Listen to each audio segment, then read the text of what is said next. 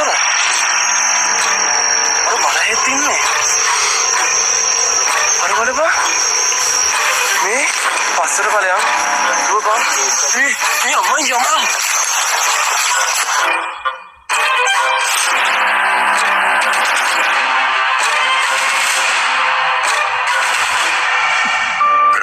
කියන්නේ ශ්‍රී ලංකා ඉතිහාසයේ හිටපු දැවැන්තම චරිතයක්. අද වෙනකොට එතුමා ලංකාවේ කොහේ හරි තැනක ලොකු නින්දකට වැටිලා ඉන්නේ කියලා මතයක් තියෙනවා. නමුත් ඒක අදටත් ලොකු අභිරහසක්. රාවණා ඉතිහාසය මෙච්චර අභිරහසක් වෙන්න හේතු ගොඩක් තියෙනවා. දඬු මොනරය, මකරා සහ හංසයා වගේ දේවල් නිසා ගොඩක් ගැඹුරු තාක්ෂණික ඉතිහාසයක් වගේම සක්වල ජීවීන්ගේ සම්බන්ධයක් ගැන මේ ඉතිහාස කතාවල කියවෙනවා. මේවා ගැන හොයන්න ගොඩාක් ආසාවෙන් හිටපු මම වගේම මගේ ටීම් එක මේ දේවල් ගැන පුළුල්ව හොයන්න පටන් ගත්තා.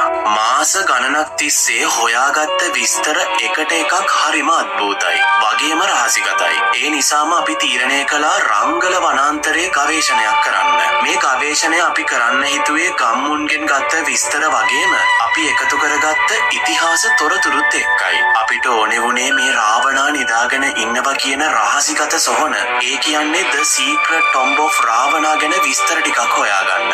අපි මේ ගවේෂණයට නම තිබ්බේ ටේප් 99 කියලයි. ඒකට හේතුව අපි මේ පරීක්ෂණය එක දිගටම දවස් 99ක් පුරාවට කරගෙන ගියා. රාවණාගේ සොහන ගැන කිසිම විස්තරයක් කොහෙවත් සඳහන් වෙන්නේ නැති වුණත් අපිට ඩාර්ක් වෙබ් එකෙන් හරිම භයානක තොරතුරු රැසක් හොයාගන්න පුළුවන් වුණා. මේත් එක්කම මේ ගැන සාක්ෂි හොයාගන්න මේවට හරි උත්තරයක් දැනගන්න හිතාගෙනම අපි මේ ගවේෂණය පටන් ගත්තා. 2026 මාර්තු 9 වෙනිදා අපි රංගල වනාන්තරයේ ගවේෂණයක් පටන් ගත්තා. ඒත් මේක නතර වෙන්නේ හීනකින්වත් හිතපු නැති බියකරු අත්දැකීමකින්.